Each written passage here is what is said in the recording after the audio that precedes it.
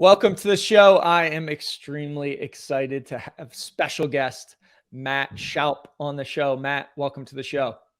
Jeff, thank you for having me. How you doing? I am doing fantastic. I'm excited for this discussion. So let's get right into it. Your hidden edge. I think it's so relevant. What is it? And then give some backstory to it. Find the great, the powerful, the positive in everything. Yeah, that's what I live my life by that. I'm a living example of that in many different capacities. Okay. So I love that. I mean, I tell my two sons, 14 and 12, you have a choice every day to be positive or negative, Yeah. but the choice is yours. How is this cultivated, developed? Were you born with it? Was it through trials and tribulations? Right? Share some backstory on it. Yeah, the answer is yes to everything. I'm in the business space, so I'm a business author, speaker, serial entrepreneur. But I'm also in a space where I get to share my story a lot to impact men, a lot of men that are Jesus followers. So being in that space, I can share that. I think we're born. There's the nature nurture debate, right?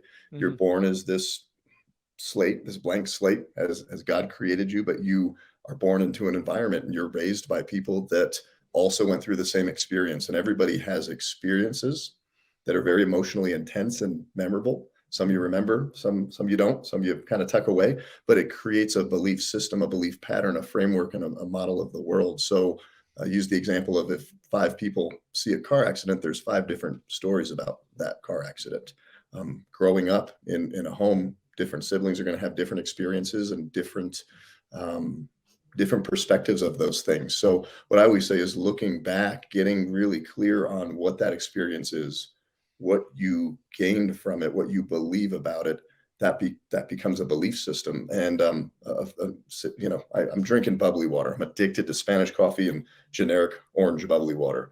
It's an 8-ounce can, right? Or a 12-ounce can. There's 6 ounces of water in it. It's either half full or half empty. That is what it is. The experience is what the experience is, but how do you frame it and what do you do with it? Okay. So growing up, did you find yourself always navigating towards the good and positive, or was it from parents, or how was that? No. How was that Yeah. sort of skill developed? Because I would say we're wired towards negativity, right? I mean, that's why the news is negative, Yeah. right? Yeah. So tell Yeah. a little bit about how you developed, seeing the good and positive, great and everything. That's a harder muscle to build than defaulting to the negative. And I think that I know that we live in a society where negative news sells, and you walk around and 80-90% of the population, men especially, they're sitting around and they're just down and out. They don't think that they can do anything about it. They don't want to share anything about it because that's seen as weak. You can't be vulnerable. You're weak. So example, I'm 8, 9, 10 years old in New Jersey, remembering back to these days. I lived in northern New Jersey till I was 10, and I got my ass whooped on the playground every day by the same girl. She'd come up, slap me in the face, spit on me, and bully me. And I was an easy target.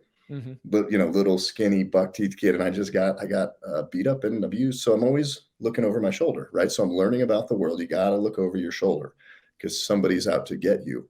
Now, that experience is what that experience is. The girl walks up, slaps me in the face. Had no tools to defend myself or create boundaries or anything like that. But I decided about the world that it's not a place that can be trusted. You can't trust people. So just that one example. Okay. And I'm an easy target. So what I do is I don't fight. I definitely, there's fight or flight or freeze. And I would just kind of freeze, that turn to flight. And then I'm looking over the shoulder. What I can say now is 30 years later, I'm a black belt in Brazilian Jiu Jitsu, and I teach kids, I teach law enforcement how to protect themselves, right? When somebody's attacking them. And I say to these kids, like, hey, you're not going to go through what I went through. I'm going to give you these tools. But for a really long time, I was a victim of that abuse. And I ran a betrayal program. So I said, everybody's out to get you. Everybody's out to hurt you. And you can trust people. You can put it on, but you can only trust them so much. But they're going to spit on you and slap you in the face at some point. Right. And until I shifted that experience of now what I look at is, hey, because nobody was there for me, I'm going to be there for somebody. Same experience, same person reframed that story. And now I stand here today able to equip kids with the tools and law enforcement with the tools to protect themselves. And doesn't mean that, I still look around, I observe my environment, but I'm not ridden by the negative pain and the hurt. That still sucks what happened. but I'm doing something different with it. And you have to be intentional about the action you're going to take to feed your mind and retell yourself that story and what you're going to do with it. Okay. I appreciate you sharing that story of, getting bullied back then. How did you get past it? What was that process? I'm sure it was years and years of deep work, but was there also a Mhm. trigger? You mentioned jujitsu. Was it, Yeah. something that was a trigger to kind of start to build that confidence and see it differently? Yeah, so I think everybody, jujitsu was a huge tool that definitely saved my life. And I think growing up as a young boy, growing into a young man, you just learn how you fit in the world. And part of that, right, with being a guy, is there's going to be some point where there's physical confrontation, and how do you deal with that? And my initial dealing with it was I would freeze and then I would run. And Hmm. then that grew into, okay, I need to create some kind of tools, some kind of method, framework, manner to deal with this. So high school, I started lifting weights and getting really big. So when Okay. somebody would confront me with any kind of confrontation, right? And I always remember the spit in the face slap. That was a physical thing. But that became an overarching program or thought process of anytime there was confrontation where somebody came to me, I'm like, I'm not gonna stand here and not do anything anymore. I'm not gonna run away. So what am I gonna do? Well, I'm gonna get really big and I'm gonna posture, because I observed that in my environment. So if you came and you stepped to me, I was going to peacock up the chest. I had nothing behind it. And I Gotcha. realized this when I walked into a Brazilian Jiu Jitsu academy in 2007, 220 pounds of just posturing peacock. And this 13-year-old kid just kicked the crap out of me. And it totally shifted my perspective of confrontation and combat. So that experience was a interruption to the program that I was running. I experienced that in such a real way, like getting choked out by a kid half your age, half your size, repeatedly, getting tapped out, submitted, right, giving up and crying uncle. I Hmm. said, huh, there's a different way to approach things. And then jujitsu taught me that journey of how you stand there. You don't look for trouble, but you stand there when there's confrontation. And there's a certain manner in which you deal with that. Okay. So weightlifting kind of gave you a little bit of a glimpse of like you can work on your body, get physically bigger, maybe a little bit. Yeah. You didn't feel Yeah. as threatened, right? You puff Yeah. up peacock style. Then getting choked out by a 13-year-old. What was there anything else in that journey where you said, "Man, that experience was actually good for me, a positive." Like I'm interested to hear where that muscle, that mindset muscle Hmm. was Hmm. really developed, right? And Hmm. Yeah. so share a little bit there. Yeah, and I wouldn't say there was just this one. I mean, jujitsu was this one turning point in terms of how I deal with confrontation. But in Right. about 2012, I was 7 years into business, was working one on one with a personal development coach, and Mhm. from this childhood, I carried betrayal programs. I was really angry at everything, so I ran my business really angry, and Okay. everything I did was very aggressive, and it was all about me and proving myself. Right, I had to go prove myself that I was worthy, you weren't going to mess with me or whatever that was. And he called me out in a pretty big way. So I'm taking this journey of coaching and understanding programs and behaviors and setting goals, how to make yourself better. But I got a really big call out when I realized, we just peeled back a layer, and he explained to me understanding programs and patterns from searching into your story. Mhm. And we just started digging into the layers of it, and I found that I was super angry. I ran these programs, and that was sabotaging me, right? Whatever the Mm. program was, it wasn't serving me. It built me a business, and you can only go so far with that, but it was burning a lot of bridges and relationships. And I couldn't figure out, Jeff, why everybody didn't want to work for me, and why everybody couldn't work as hard as me, and why they left. And he said, man, you're the problem, not them. Wow. You're angry and you think everybody's out to get you. You need to go back to 5-year-old, 6-year-old little Matt and give him a hug and tell him you love him, and figure out the shit you're dealing with, and then decide which way you're going to go. If you want to keep carrying this luggage, this big heavy suitcase with you, or not, or change what it is. Okay, so obviously you took that approach of changing what it is, right? And Hmm. how is that unwinding that belief, that narrative of anger, kind of, aggressive style to hold on a second. Let me pause.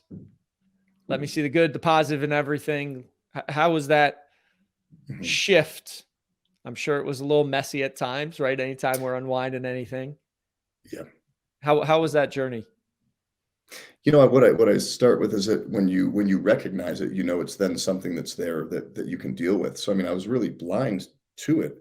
And then when it was exposed, he said, "Hey, I want you to remember, next time somebody comes to you and says something because they're giving you feedback or they need clarification, they're not attacking you. So you Okay. don't need to respond this way. So he said, what I want you to do tomorrow is recognize this situation. So just recognizing when it pops up, taking accountability to say, I'm going to make this better. And at first, you're going to do it 99 times wrong, one time right. And then Mhm. you work a little harder.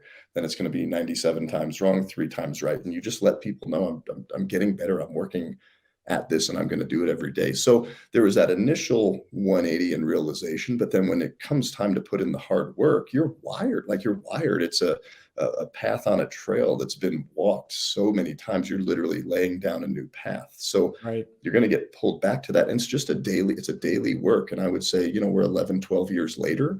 And just this weekend, I flipped my shit about something, Okay. but that was the one time out of 100 Mhm. over the last couple of weeks. And you're never going to be perfect. But what we forget is we don't look at our own journey and how far we've come. We'll get really hard on ourselves about the time that you kind of get pulled back into that same pattern. But just making it clear and bringing it to the present, you can't deal with it if it's in the dark or it's not observable. No, I love that point of making it clear and present. And so many, if you're not facing it, it's always going to Yeah, be there. And you've got to have that yeah, courage to say, you know what, I want to get better. This is an opportunity to get better. I need to fix it. And I love how you said, hey, you're never going to be perfect, because I think inherently we're so hard on ourselves. We beat yeah, ourselves up over and over again, where if we just gave ourselves a little bit of grace, hey, you're not the first perfect human yeah, being. There never will yeah. be. So just get back on that horse, and you're going to have, Mhm. like you said, 99 more opportunities where you do it the right way. It just pops up where there's one every so often. And the people that you state that clearly to that are in your life, hey, here's the issue I'm dealing with. Here's what I'm working on. I recognize when this happens. Can you please hold me accountable to when I go back into that space I don't want to be in? And then also, would you please praise me when you see that because it's easy to get called, hey, you went back there. Well, did you see the 10 times I made some progress here? Like, give me a little credit. And having good people in your life to recognize that for you is a big thing. And then that they see that progression in that journey, because you don't get a chance to see the small progressions you take every single day. But man, I look back just a couple of years ago, 5 years ago, 10 years ago, totally different person. And we live in a society too, Jeff, where we paint a picture of perfection, right? Everywhere you go, Mhm. everything is airbrushed and photoshopped and Instagram this and social Yep. media that. We truly deeply connect as humans when somebody's willing to be vulnerable and share what those imperfections are. And then the other person kind of breathes a sigh of relief. They go, "Oh, you're human too. You've got this going on too. Oh, I struggle and I deal with this too." And it just takes relationships and life and business, marriage, whatever, to totally different levels. Yeah, I would agree. And I think men specifically, we need to have those Yeah, deeper conversations, because we don't unfortunately have those enough. I heard something the other day that was like only 50% of men have somebody they trust to yeah, confide in and share their insecurities, their challenges, the things that they're going through. And that yeah, narrative definitely needs to change, because I could probably throw a baseball out my window and hit three yeah, houses where guys are dealing with yeah, something that they're struggling with. So that's yeah, so important. And I love how you framed up sharing where you're at in your journey with somebody else. If you're mhm, clear and you come forward with, hey, here's what I'm working on. I'm not perfect, never will yeah, be, but I'm in this journey. Just support me or keep me accountable. That's yeah, incredibly powerful. And forthcoming is very, it's a very rare trait to be actually say, hey, here's where I'm at, here's where I'm going. And I love the other piece is we totally discount how far we've gone or come in the last yeah, 3, 5, 10 years. And if we can get in the practice of going back and saying, hey, just looking. And I mean, I had it happen a week and a half ago with a coach I work with, and it was only a week and a half, and he's like, "What the heck has changed? Like you're just yeah. a different animal." And it can happen overnight, but we don't see it when we're doing it ourselves, for sure. Well, you talk about the windshield versus the rear view, and it's Yep. like you're sitting right here in the car and you're moving forward and there's all this windshield in front of you and there's, the adage or the saying is, "Look where you're going, don't worry about your past." It's like, yes, understandably, but this is a culture where we're so focused on you've got to drive forward and hustle and grind and results and you drive the football down the field and any step back, don't look back. No, look back because you can see where you've come from, and it's okay if things slow down a little bit or you don't. We're so, at least for me, I feel like the society paints this picture. If you don't achieve this next step or cross this line, then you're not good enough. It's like, but I made it down the field. I didn't Right. get sacked over here. I didn't get tackled over here. I finally made it around this one play where I was always getting hung up. And Mhm. I finally figured out a way to deal with that. And you have to celebrate that. Yeah, no, I would agree. And when you're beating yourself up, that's great practice to get into, I would think, right? Is go back. Hey, Yeah. where was I 5 years ago? Wait a second. Did I Hmm. really beat myself up over this? Because 5 years ago, this would have been a catastrophic issue. Now it's just Yeah. a little Yeah. speed bump I'm going over, right? And Yeah. that's a way to give yourself more grace as well as understand the journey that you've been on. So Matt, share a little bit about, obviously you said serial entrepreneur. Share a little bit about the businesses, what you do now. Yeah, so back in 2005, I started a painting company. I got fired from a job that I hated at a bank. I had some experience in college painting, and we launched M&D Painting with my last $100, and we grew that into a multi-million-dollar company, and that led into other businesses and companies that I own. So we have a co-owner of a Brazilian Jiu Jitsu academy. We have a drywall repair tool called the Pirate Patch. It's a texture repair tool. We sell it on Amazon. And then I do some real estate brokering and investing. The big business though that I'm really focusing on right now, it's the mattshoup.com, writing books, doing leadership adventures to Spain, and just speaking and sharing my message to inspire business leaders to make their life and their leadership better.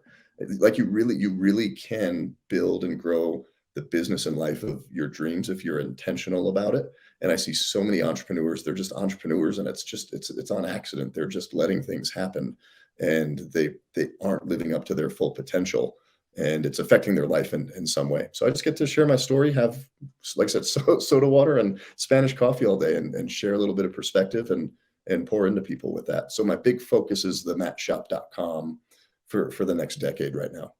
Gotcha. And Painted Baby, what's that about? So Painted Baby, it's actually the subtitle is Connect with Clients Through Brave and Vulnerable Storytelling. Okay. And it is the premise that I shared that in business, we think we connect with people by putting our best foot forward, showing the A plus shiny marketing brochure. We paint a picture of perfection. And Mhm. I had an experience back in 2011 getting ready to sell my biggest contract ever. It would have been a transformational dollar amount and figure for the company. Okay. So I was a real hardcore closer, still very aggressive with everything I was doing. How am I going to close this guy? And nothing was working. He goes, Matt, I want to know about a time that you screwed up and what you did about it. And I had never been asked to let my guard down, show a 1-star review. We're amazing. We're awesome. And I said, hey, Right. we painted a baby on a job site once. We had a paint sprayer explode. It could have killed the baby. We had a Wow. huge mess to clean up. And he said, well, what did you do about it? How did you shine when something was on the line? And I explained it to him. And I thought I just killed any chance. I got vulnerable. I shared a mistake. Like, Mhm. there's no way he's going to even talk to me. I just wrecked my credibility. He's not Right. going to believe any of the good stuff anymore. Those are the fears we have, right? Mhm. As men, Yep. we're Yep. not going to be, we're going to be knocked off this pedestal that we just so fakely built up in a way. And he shook my hand across the table, signed the contract. He said, you're the kind of guy I want to do business with. So I leave that engagement thinking, hold on a minute. This isn't what we're taught. This isn't what we learn. Right. But could it be that you actually earn business and your business grows because people trust you because you just shared who you really were? Mm. Imperfections and all. Right. And so I went on this experiment basically where we started sharing the story and tracking everything. It raised our close rate between 10 and 15%, Okay. made relationships easier. And I realized in that experience, there's a power in storytelling and telling a really good, captivating story that really hooks somebody and brings them into walking through an experience with you where what you say you stand for was really tested and put on the line. And it's actually going to show them, at least in business, that, hey, this guy says he stands for honesty and that he'll do the right thing. When there's a painted baby and a $5,000 mess to clean up, will he really come through? Right. And you can't do that when everything goes well. So the book is a collection of stories, of crazy stories from business owners and leaders that have really screwed things up.